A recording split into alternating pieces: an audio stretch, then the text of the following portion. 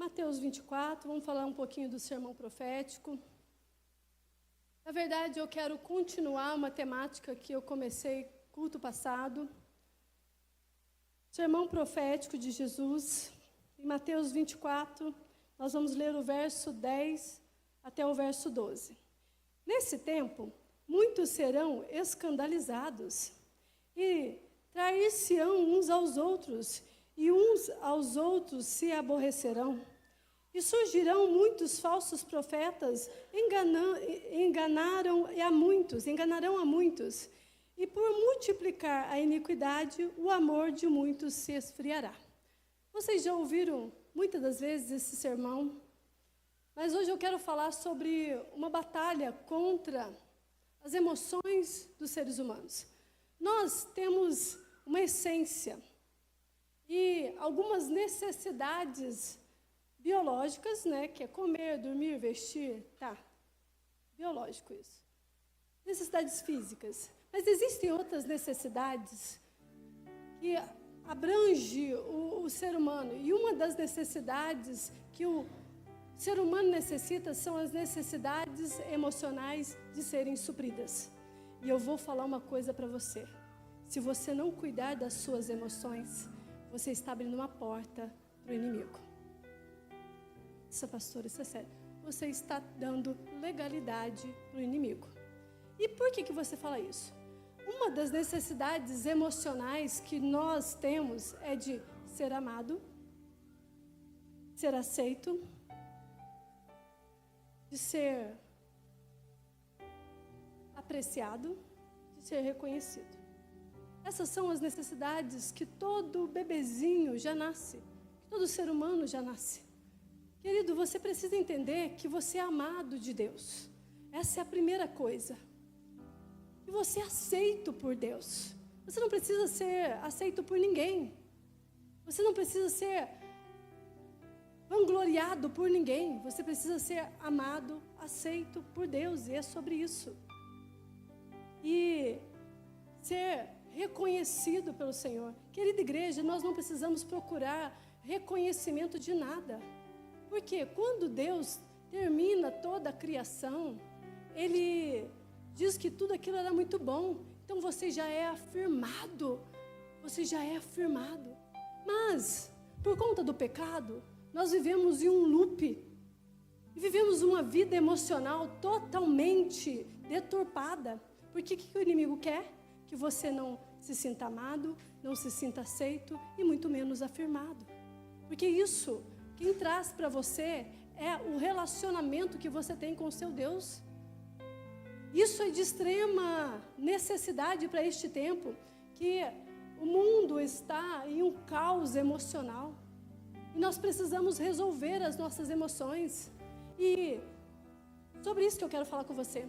Jesus chega para discípulos que estão em extrema dificuldade de entender o fim dos tempos.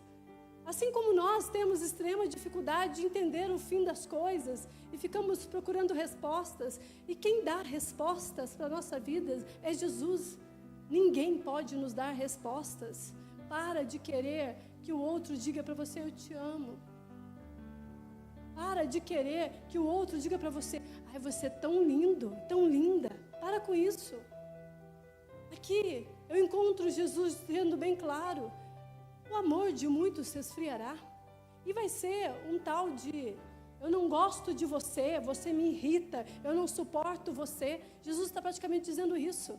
A conversa de Jesus com os discípulos é dizendo assim, as coisas vão piorar se vocês não estiverem comigo. Se vocês não se relacionarem comigo. E por conta do pecado, a humanidade, ela tem crescido na iniquidade. A humanidade tem crescido em seus delitos. E cada dia mais nós encontramos pessoas nos magoando, nos ofendendo, falando falas para nós doloridas, trazendo para nós sentimentos de ira, raiva. Muitas das vezes nós não queremos ouvir aquilo e ouvimos essas coisas, e às vezes não queremos viver aquilo e acabamos vivendo sem as nossas escolhas. e é algo que tem ferido. Estamos vivendo períodos perigosos. Você já parou para pensar quão perigoso está viver nessa terra? Estamos vivendo em um ambiente em que muitos estão nos ofendendo, em que muitos estão tocando aquilo que nós chamamos de feridas, e muitas das vezes nós caímos nessas ofensas, como diz John Bevere, nós caímos na isca de Satanás, que é a ofensa, e vivemos amarrados na nossa vida, travados numa batalha mental terrível, tentando lutar contra pessoas, e dentro do nosso intelecto começa a surgir algumas paredes, algumas telas, algumas cortinas, para muito cada um vai imaginar de uma maneira, algumas cadeias. E essas cadeias vão fechando aquilo que nós somos afirmados no amor. Nós somos amados e amadas do Pai. Aquilo que nós fomos reconhecidos por Deus como filhos. E as cadeias vão fechando o nosso relacionamento com Deus. Cadeias de ofensa, cadeias de decepção, cadeias de tristeza, vão fechando a nossa aprovação em Deus. Começamos a pensar que não somos bons o suficiente. Começamos a analisar o nosso ser como inúteis, pessoas incapazes. Ficamos presos. E hoje eu não quero falar de passado, porque eu falei sobre isso no culto passado, quando disse a respeito de José. Ele não viveu do passado, ele não viveu da ofensa, ele não viveu da história que ele teve com a família esquisita que ele tinha. Mas hoje eu quero falar sobre a sua mente. Como você tem lidado com as ofensas? Como você tem lidado com as ofensas? A iniquidade tem multiplicado no mundo. Se tem multiplicado no mundo, a terra está iníqua. As pessoas estão difíceis de conviver. Mas isso não pode atingir a igreja. Isso não pode acontecer na igreja. Pastora, não tem como, mas isso não pode acontecer na igreja. Nós temos que manter a nossa mente conectada a Cristo Jesus.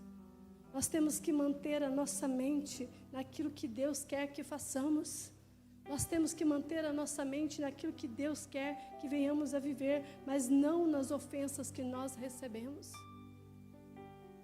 Não naquilo que fomos atingidos por alguém ou por algo. Estamos com raiva o tempo todo. Que isso? Temos ciúme o tempo todo. Ficamos o tempo todo odiando uns aos outros. A maior parte do dia ficamos brigados. Não nos conversamos. E tem um detalhe: se a pessoa vem no teu rumo, você muda de calçada, porque você não suporta vê-la. Somos pessoas que estamos o tempo todo conectados com aquilo que nós chamamos de ofensa e não nos conectamos com aquilo que o Senhor tem falado conosco. Alheios à vontade do Senhor. E olha, eu vou citar uma frase que eu vi agora, antes de vir para o culto, do Jonas Madureira. Ele diz assim, Jonas Madureira, ele é escritor, e ele é ministro do Evangelho, um reformado, e ele escreve assim: chega de romantizar a vontade de Deus como se fosse fácil cumpri-la. Fazer a vontade de Deus irá colocá-lo no jardim das aflições e levá-lo a orar: faça a tua vontade. Uau, isso é glorioso. Eu não sei se você é capaz de dizer isso: Senhor, faça a tua vontade. Faça a tua vontade. Faça a tua vontade. Temos que parar de ficar menos irados, mais irados. Temos que parar de ficarmos irados e começarmos a ouvir Deus. Nós precisamos valorizar aquilo que Deus chama de paz. Ele é a paz. Você já eu gosto muito de ficar sozinha às vezes, não o tempo todo. Meu temperamento não permite que eu fique o tempo todo, tá? Mas às vezes eu gosto de ficar sozinha.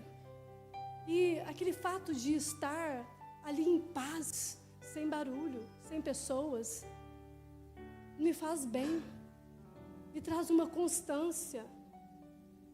E o fato de eu ter momentos com Deus assim, sozinha, me traz alívio da alma, alívio dos pensamentos, desacelera a minha mente, que é extremamente criativa e extremamente, vamos dizer, enganosa em alguns momentos. Estar em paz é eu entender que a ira não me domina. Estar em paz é entender que a ofensa que alguém fez comigo na igreja, na minha casa, na minha família, não me domina. É eu silenciar as muitas vozes do meu interior e ouvir a voz daquele que diz: você é amada, você é aceita, você é afirmada. E quando eu falo no feminino, estou dizendo para os homens também: você é amado, você é aceito. Deus, Ele disse para você, homem: é muito bom tudo isso que eu fiz. É muito bom. É muito bom. E nessa caminhada que nós estamos hoje, nós precisamos encontrar Deus. E você saber quem você é. E você entender o que você é em Deus. Você receber a revelação. Saber quem Deus é. Segredo de uma alma curada, o segredo de um interior transformado, o segredo de uma pessoa com as emoções curadas, é saber quem realmente é, vivendo uma identidade real, não uma identidade ilusória, não uma identidade de que alguém fez isso comigo. Você não é o reflexo de alguém. Você não é. Você não é o rótulo que um dia disseram a teu respeito. Que hoje você seja livre, totalmente livre dessas opressões. Economiza o teu tempo, a tua energia e para de pensar naquilo que o outro fez para você. Para. Você gasta horas ali pensando: ai, nossa, está contra mim, estão tramando contra mim. Ou perde noites de sono pensando algo que o outro nem fez. Simplesmente porque ele não te disse um bom dia. Para com isso. Você está gastando tempo e energia com coisa errada. Comece a gastar tempo e energia com aquilo que é certo. Se você continuar assim, você nunca será livre. Você nunca será livre. Para de querer impressionar as pessoas. Você não nasceu para impressionar ninguém. Você não nasceu para impressionar ninguém. Provérbios 17, verso 1, está escrito assim: melhor é um bocado seco, com ele a tranquilidade, do que a casa cheia de vítimas com contenda. Adoro isso. Melhor comer uma salada, um prato de salada, do que uma carne gorda, mas ter paz. A gente parar de brigar na mesa e discutir coisas inúteis. É melhor comer um tanto de salada, tanto de alface, e gastar tempo sorrindo, do que irado, com raiva e com ódio um do outro, ao ponto dos olhos não baterem os olhos, ao ponto de não conseguirmos fixar os olhos uns nos outros e dizer: me perdoa, eu fiz tudo errado. Me perdoa, eu fiz tudo errado. A paz e o contentamento internos são mais importantes do que os bens materiais, queridos. Muito mais importantes. A gente está contente, mais importante do que os muitos presentes que recebemos. Nós temos paz ao deitar, paz ao levantar. É muito melhor do que pensar nas coisas que nos faltam, que pensar naquilo que o outro não fez para nós. Um lar repleto de raiva é um lugar extremamente infeliz. Extremamente feliz. Nós não temos nada. Não teremos nada se a paz não estiver ali. Sem paz, nós não temos nada. E aí você fala para mim, isso é batalha mental? Sim, isso é batalha mental. Isso é uma porta de entrada para o inimigo? Sim, é uma porta de entrada para o inimigo. Porque a partir desses sentimentos, ele pode tornar você escravo do próprio sentimento. E levar você a desistir da presença de Deus, a não viver os propósitos e desígnios do Deus Todo-Poderoso. Qualquer pessoa pode ter esse tipo de batalha? Sim. Mas não podemos permanecer nos sentimentos por muito tempo. Queridos, quando nós nos ferimos, e pensa comigo, eu gosto de pensar assim, porque na minha mente traz clareza, e que eu espero que esse exemplo traga clareza no teu entendimento. Quando eu penso em ferida, eu lembro de uma pessoa que chega no pronto-socorro com um ferimento profundo, com um ferimento sendo necessário levar pontos. E aquele ferimento, ele precisa ser limpo, ele precisa ser suturado e ele precisa ter uma nova forma. Ou estar próximo daquilo que ele foi criado para ser, aquele tecido. Então os tecidos estão separados. E enquanto ele sangra, o médico precisa limpar. E quando Deus quer tratar as feridas da nossa alma, dói muito, dói demais. Porque não põe anestesia onde tem sujeira.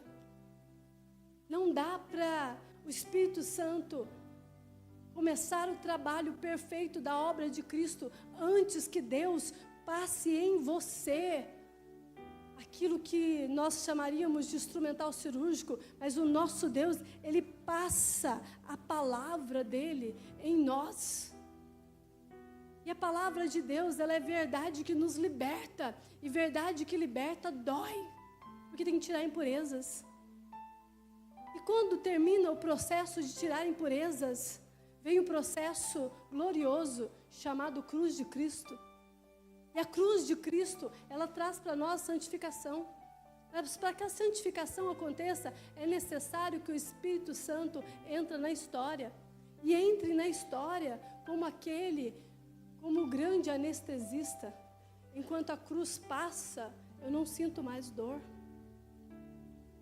Enquanto os pontos vão passando nas profundidades da ferida, não me dói mais, porque o Espírito de Deus habita em mim. Eu entendo quem Deus é. Mas eu vou falar uma coisa para você. Se essa ferida não for limpa, se essa ferida não passar pela sutura, ela vai ser um meio que eu chamo de porta aberta. Ela vai ser um meio que a medicina chama de porta de entrada. E olha só, a medicina trabalha junto com Deus. Que bonito. Porta de entrada significa meio infeccioso.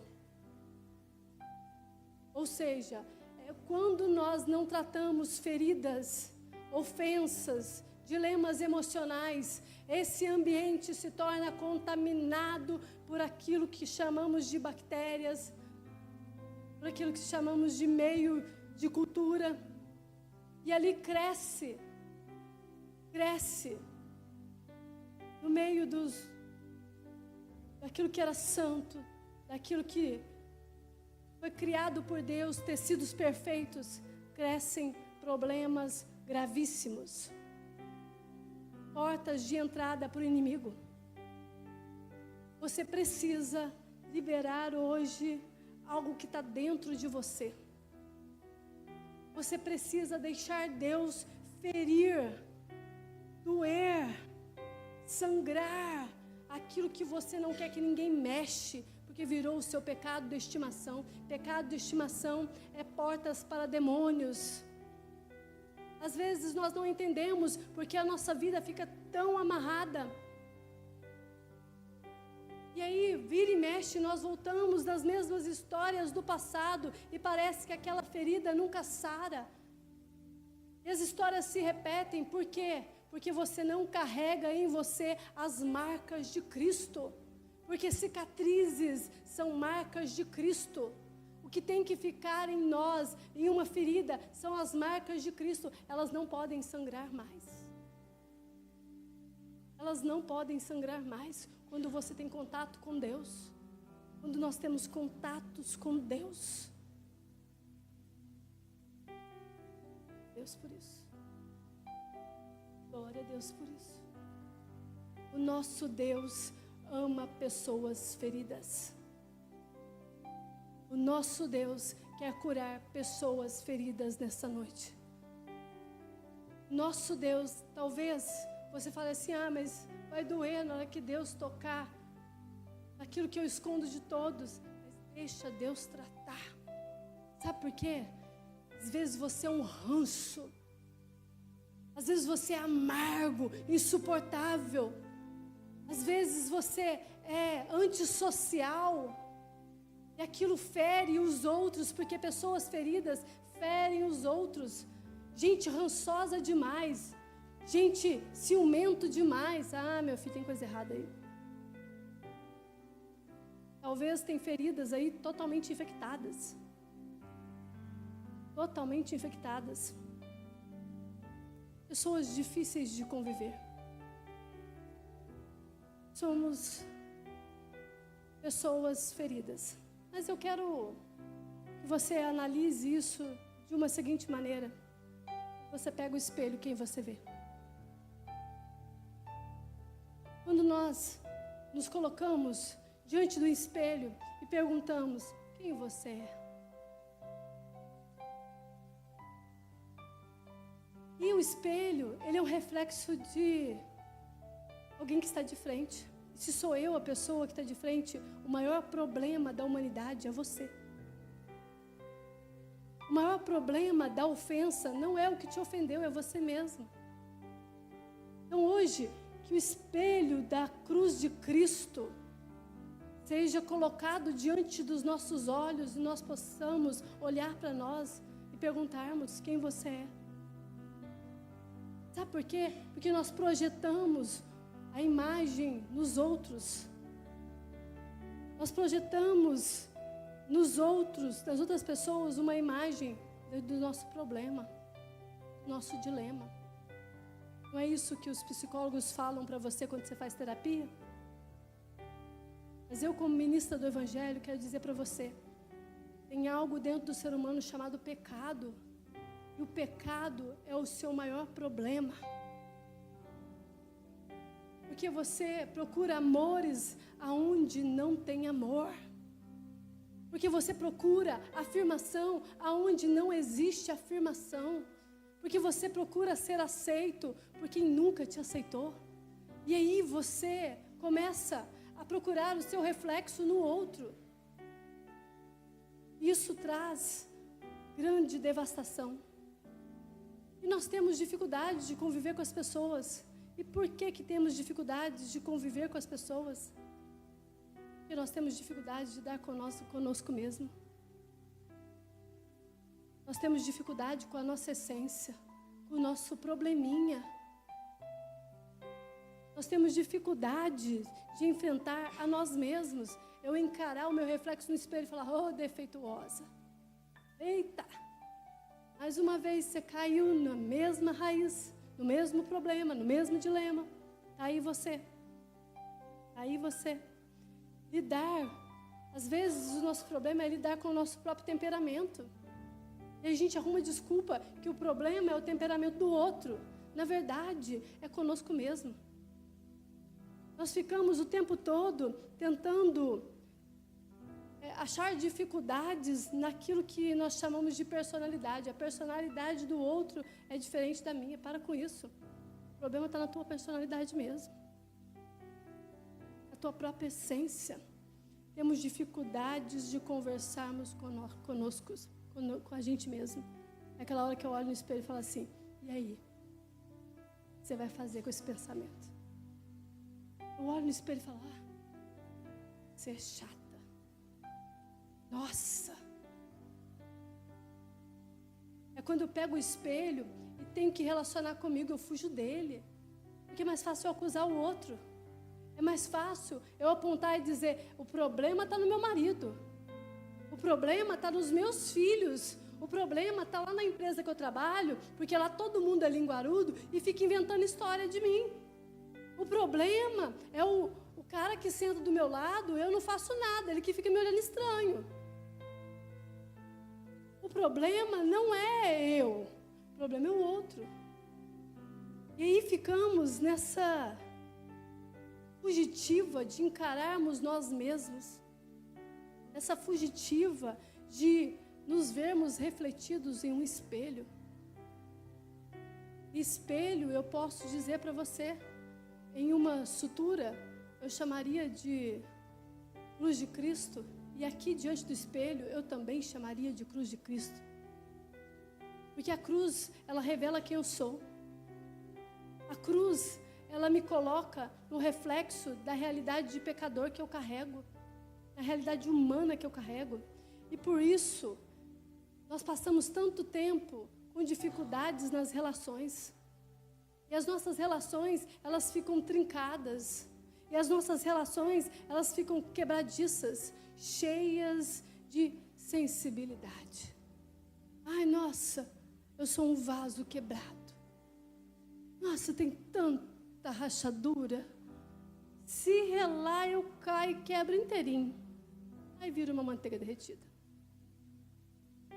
E aí, eu viro cacos diante de algum dilema. E o azeite que eu carrego dentro de mim, ele é transbordado, porque a ofensa é maior do que o meu Deus.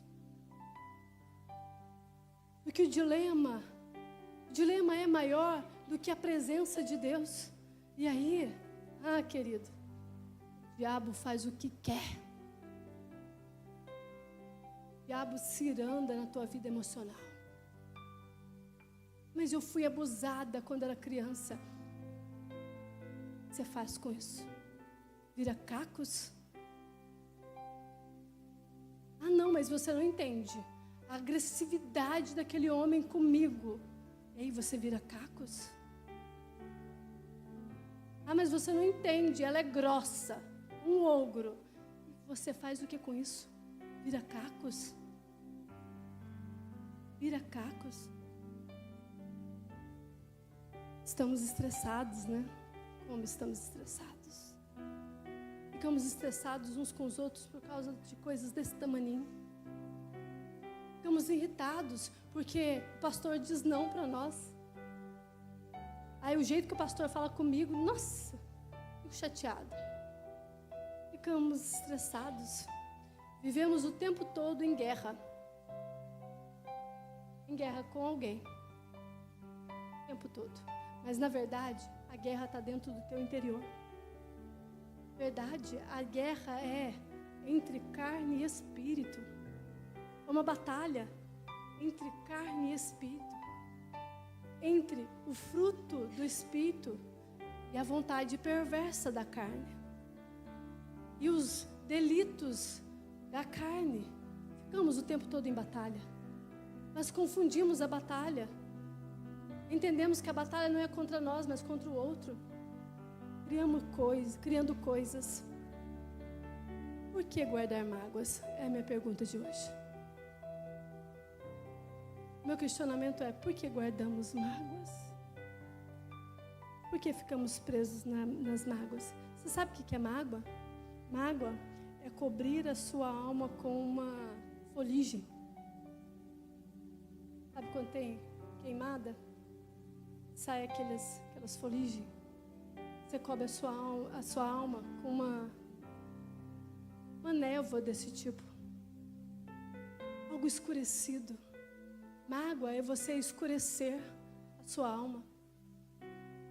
Você pegar restos de queimada, elas encobrir a sua alma. Elas fazerem daquilo sua sujeira. A alma fica suja quando você fica magoado. Muito suja. A alma fica presa. Quando eu falo que a alma fica suja, isso vai trazer para você um pesar para o seu coração. Guardar mágoa de alguém é uma autodestruição. O que é isso? Pensa comigo. Você bebe um copo de veneno mortal. Você deseja que o outro morre. Mágoa é isso. É você beber veneno. Desejar a morte do outro. Mas, na verdade, a consequência desse veneno é destrutivo para você. Então, mágoa é autodestruição. E agora, eu preciso falar de um assunto extremamente importante. Por que guardar mágoas e não perdoar? Qual é o maior problema da humanidade? É difícil perdoar? Ai, nossa, meu Deus, não dá para perdoar, não consigo perdoar. Realmente, não é fácil. Nunca foi fácil. Nunca será fácil. E perdão é uma necessidade vital. Uma necessidade extremamente vital. E quando eu penso nessa necessidade vital, eu vejo a medicina também dizer que 50% dos atendimentos hospitalares são de doenças psicossomáticas. O que são doenças psicossomáticas? São doenças que emocionalmente nos abalam e aquela abalo emocional nos leva a ter uma reação no nosso físico a respeito de algo que nós recebemos. Ou seja, eu recebo uma informação, meu corpo não perdoa, a minha mente não perdoa, o meu coração não perdoa e eu começo a reagir no meu corpo físico. Começo a ter essas reações. Por exemplo, quando o meu corpo assimila que a angústia é algo que eu não consigo lidar, angústia da alma, tensões da vida, problemas com as mágoas que eu já falei aqui, questões relacionadas às feridas que ainda sangram, que eu já disse que se ainda está sangrando é uma porta de entrada, precisa ser fechada, e fechada pela cruz de Cristo. E tudo isso leva o corpo a adoecer. Isso é uma doença psicossomática. O corpo reagindo a uma emoção. Então, a maior parte da população, olha só, 50% dos atendimentos são relacionados a isso. Tem a ver com não perdoar. Isso me trouxe uma preocupação muito grande ao pensar nisso. E não perdoar pode interromper que as minhas orações cheguem a Deus. Não é isso? Quando um homem ofende a sua esposa, as orações dele não é ouvida. 1 Pedro, capítulo 3, verso 7. É eu pensar que a minha oferta pode ser rejeitada por Deus por causa do meu coração. Não foi assim que aconteceu com Caim e Abel? Não foi dessa maneira que Deus fez? É eu pensar que Deus, quando eu não perdoo alguém, eu não entendo o perdão de Deus na minha vida. Isso é muito sério. E se eu não entendo que eu fui perdoado, eu não vou perdoar. Então, se você tem problemas com perdão, toma essa decisão hoje. Toma essa decisão hoje. Se Deus deu essa palavra para nós, nessa comunidade, nós estamos com essas questões dentro de nós. Elas precisam ser resolvidas ainda esta noite. Ainda nesses próximos minutos. Quem guarda mágoa no coração não tem paz. Não sei como que você tem passado as noites. Eu não sei como está a sua casa. Mas se está faltando paz, tem mágoa aí dentro. Tem problemas aí dentro.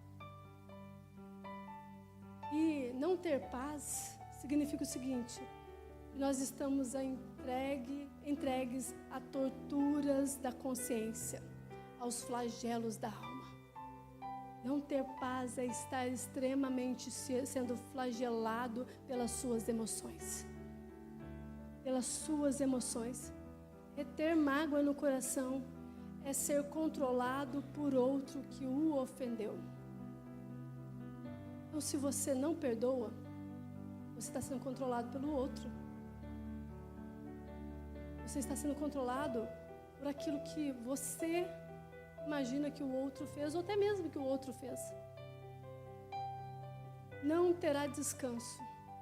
Pessoas que vivem dominadas pelos outros, elas não terá descanso. Vai levar a vida por causa do outro. Perdoar só é possível por causa de uma coisa chamada graça de Deus. Porque por si mesmo você não perdoa. Você tem dificuldade, porque você ainda não recebeu a graça. Nossa, pastora, isso é sério. Só perdoa aquele que recebe a graça de Deus. Só quem recebe a graça de Deus consegue perdoar. Às vezes ficamos envolvidos nos ambientes, né? Ai, mas aquele dia eu fiquei assim, aconteceu isso, e fica. A vida toda, aquele passado e aquele dia. Ficamos presos em profunda dor, como se aquele momento estivesse acontecendo agora. Como se aquela ocasião fosse a dor do teu momento, teu viver. Ficamos presos. Perdoe, querido. Perdoe, amada. Sabe por quê? Gálatas capítulo 3, verso 13, está escrito assim: assim como Cristo vos perdoou, assim fazei vós também. Por isso que é pela graça.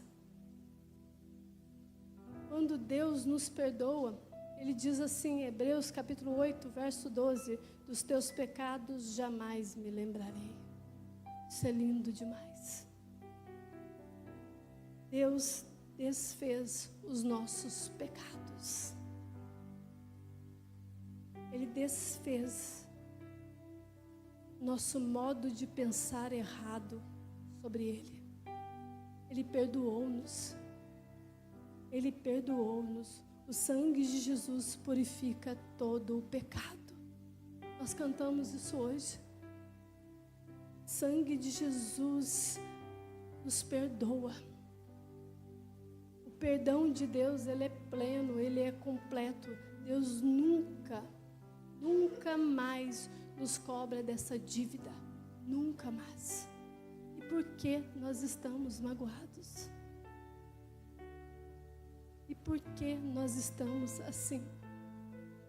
Se Cristo já nos perdoou, se Cristo já nos perdoou, perdoar é lembrar e não sentir dor. Se tem dor, tem infecção. Se tem dor nessa ferida, tem ações demoníacas aí. Se tem dor nesse passado, tem questões que você está dando legalidade para o inimigo. Nós precisamos perdoar. Então, perdão o que é? É lembrar, mas não sentir mais dor. E para finalizar essa ministração de hoje, eu quero falar sobre uma parábola. Eu não vou lê-la por conta do tempo, mas ela está em Mateus, que nós lemos no começo, no capítulo 18, no versos 23 ao 35. A parábola do credor incompassivo. Aqui eu vejo Jesus contando essa história para nos contextualizar sobre perdão. E nesse momento Jesus está dizendo, um rei veio cobrar as suas dívidas e no meio disso ele encontra alguém que o deve, um homem que o deve há um bom tempo. E esse homem devia para ele 10.000 talentos. E não tendo como saldar a dívida, o homem pede misericórdia para esse rei. E esse rei fala assim, está perdoada a sua dívida. E saindo dali, esse homem, ele no caminho encontra alguém. Esse homem que recebe, e ele é ministrado com perdão, ele recebe o perdão de uma dívida impagável. Daqui a pouco eu vou explicar sobre a dívida impagável. Ele recebe esse perdão. Ele sai, ele no caminho encontra alguém que o deve. E essa pessoa que deve para ele, ela deve 100 denários. E também esse homem não tem como pagá-lo e pede misericórdia. Aí ele fala assim: não, comigo não tem dessa. Comigo não tem dessa. Se você não me pagar, você vai ser preso. Você vai ser condenado. Você vai para a cadeia. E o rei, sabendo dessa história, sabendo dessa conversa, ele fica sabendo ali, ele mandou chamar e disse: servo malvado, eu perdoei você. E ele, sendo esse servo malvado, não perdoou o outro 100 denários. E agora, o rei fala para ele: você será entregue aos flageladores até que pagues o seu último centavo. E quando Jesus termina a parábola, ele diz assim, no verso 35: assim vós fará também meu Pai Celestial, se do coração não perdoardes cada um do seu irmão as suas ofensas. Qual é a lição que nós tiramos dessa parábola? Você já pensou em um pouquinho? Qual que é a lição que você tira? O contexto aqui é que nenhum judeu do primeiro século poderia pagar aquela dívida. Para ter noção, para você ter uma noção, naquele período, vamos pensar assim, das riquezas de Israel, o reinado de Salomão. Só para a gente fazer uma análise aqui do valor que era isso. No reinado de Salomão, os cofres do Estado, em um ano, eram 666 talentos. Em um ano. Um reinado muito rico de Israel.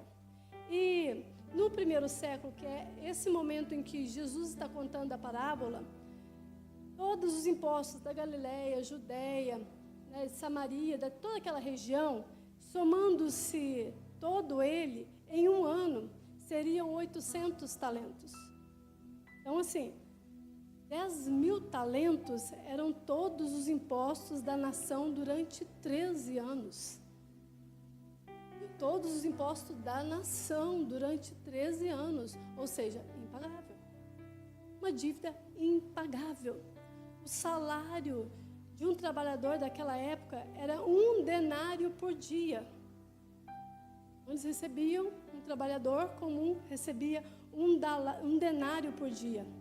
Para juntar 10.000 talentos, teria que trabalhar ininterruptamente 150.000 anos. Era muita coisa. Era muita coisa. Por quê? Eles ganhavam 1 denário por dia. Uma dívida impagável. Não tinha como pagar. E Jesus aqui, Ele está ensinando para mim e para você algo glorioso. E que você saia daqui leve, liberto, restaurado no teu interior, curado das suas emoções, curado das ofensas que você recebeu, porque Jesus está nos ensinando claramente o tamanho da nossa dívida com Deus. Ele está em uma parábola nos ensinando o tamanho da nossa dívida com Deus, uma dívida impagável. E Ele nos perdoou. E Ele nos perdoou. Mais que a dívida era gigantesca, Ele nos perdoou. Deus nos perdoou completamente. Isso, querida igreja, é graça. E isso é pura graça. Eu não mereço, mas eu preciso dela. Eu preciso da graça. Todas as vezes que o teu coração for dominado por sentimentos, você declare isso: eu preciso da graça. Não consigo perdoar, mas eu preciso da graça, porque a minha dívida era impagável e o Senhor Jesus me perdoou, então eu sou capaz de perdoar. Nesse momento está doendo. Ah, Senhor, tira essa dor. Tira essa dor. O problema é que aquele homem que recebeu o perdão do rei pensa para você ver, ele foi perdoado de 150 mil anos de dívida. Ele foi perdoado. E ele não perdoa um trabalhador. Ele foi perdoado de 10 mil talentos e não consegue liberar perdão para 100 denários. O problema é que esse homem não consegue perdoar 3 meses e 10 dias de serviço. Mas o rei o perdoou de 150 mil anos de dívida. Dívida impagável. 600 mil vezes menos do que 10 talentos. Ele poderia pagar esses 3 meses, esses 10 denários. Perdoar esses 10 denários, perdão. Ele poderia perdoar esses 10 denários. Que é bem menor do que os 10 mil talentos. Bem menor. Então, o que Jesus quer nos ensinar com essa parábola hoje? O que Jesus quer ensinar eu e você? E nunca podemos dizer para alguém, você não merece perdão. E nunca podemos dizer para alguém, eu não te perdoo. Nós não podemos fazer isso. Essa parábola me ensinou que nós somos feridos e muitos feridos. Mas nós não temos o direito de humilhar as pessoas com aquilo que nós fomos humilhados. Essa parábola me ensina que eu não devo negar o perdão, porque por mais que eu tenha sido ferido, por mais que eu tenha sido humilhado, machucado, Deus me perdoou dos meus delitos. Delitos. A Bíblia nos ensina a perdoar assim como Deus e Cristo nos perdoou. Decida perdoar hoje. Decida perdoar. Não guarde mágoas, querido. Não guarde mágoas. Perdoe e perdoe completamente. Perdoe tua mãe. Perdoe seu pai. Perdoe a pessoa que trouxe as maiores tristezas da sua vida. Perdoe. Mateus 18, verso 21, 35. Ainda neste capítulo aí, Pedro se aproximou-se de Jesus e perguntou: Senhor, quantas vezes devo perdoar se meu irmão pecar contra mim? Até 7 vezes? Aí, Jesus responde: não te digo até 7 vezes, mas até 70 vezes 7. Jesus não está falando que você deve perdoar 490 vezes, não é isso. Jesus está dizendo assim, que essa equação, ela significa o seguinte: o perdão, ele é limitado. Ele é ilimitado. E é assim que Deus faz conosco. É dessa maneira que Deus trabalha em nosso interior. Ele nos perdoa. E Ele nos perdoa. E Ele nos perdoa. E Deus não rejeita um coração quebrantado. Ele não rejeita. E olha que eu não estou falando de hipergraça. Eu estou falando de um Deus que não rejeita um coração quebrantado na presença dEle. Eu estou falando de um Deus que diz assim para nós: se você confessar o seu pecado, você está perdoado. Você está perdoado porque Ele é fiel. Porque Ele é justo para perdoar. E Ele nos purifica de toda a injustiça. Deus requer de nós uma postura nessa noite. E qual é a postura? Uma atitude de perdão. Uma atitude de perdão. E não é ficar ruminando mágoa. Não é ficar aí ruminando amargura. Ficar aí com aquela amargura, cozinhando, sabe assim, em banho-maria. Não é isso. Não é sobre isso. Cozinhar em fogo lento. Esse ranço que você é. Né? Esse coração rançoso que você tem. Não é isso. Deus está dizendo, você tem que tomar uma decisão hoje. E a decisão é perdoar. perdoar. Eu encorajo você a tomar essa decisão hoje. Eu encorajo você a tomar a decisão de perdoar, de liberar a pessoa que você tanto segura aí dentro de você. De você parar de carregar a pessoa que te magoou e te feriu. Seja livre. Você precisa ser livre. Perdão é libertador. Perdão é maior que o ódio. Perdão é maior do que sede de vingança. Perdão é cura. Perdão é ser livre, é estar liberto. Perdão é ser resgatado, restaurado. Perdão é a asepsia da alma. Ou seja, é a faxina das suas emoções, é a faxina da tua mente. O perdão limpa a tua mente. O perdão, ele é a carta de alforria do coração. O coração passa a ser livre para viver coisas novas, para alcançar coisas novas. Tome a decisão hoje de perdoar. Não guarde mágoas no seu coração. Isso é destruidor. Isso é devastador para você e todos que estão ao redor. Porque com o tempo, o perdão, a falta do perdão, ele vai contaminando as outras pessoas. O perdão, ele vai com você durante um bom tempo. A falta dele, perdão. A falta do perdão vai caminhando com você. Aí a mágoa aumenta, a ira aumenta, o desgaste aumenta, as doenças emocionais vêm, as doenças psicossomáticas vêm, e aquilo começa a doer muito, vai indo. E chega um momento em que a falta do perdão faz com que você afete aqueles que estão ao teu redor. Por conta do pecado que está aí dentro de você, pessoas são também magoadas. A famosa frase, pessoas feridas ferem. A famosa frase, pessoas que um dia sofreram algo, faz o outro sofrer na mesma área.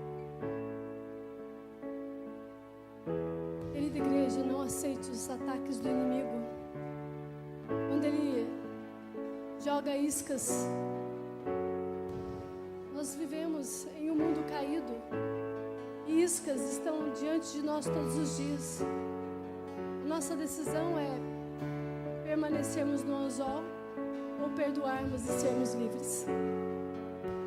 Permanecermos arrastados por uma mágoa, por um ressentimento, ou sermos livres para viver a vontade do Senhor.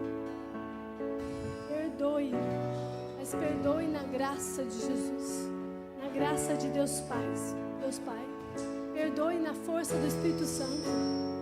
Perdoe na força do Espírito Santo. Vire a página hoje. Seja livre hoje. É uma decisão perdoar. É uma decisão. Tome a decisão de perdoar. Porque só os perdoados entrarão no reino dos céus. E eu preciso falar isso com você. Só os perdoados entrarão no reino dos céus. E aquele que perdoa precisa também perdoar. Não deixe o seu amor se esfriar. Não deixe que as maldades desse mundo tomem o teu interior. O mundo já está em iniquidade. Jesus mesmo já havia dito aos discípulos: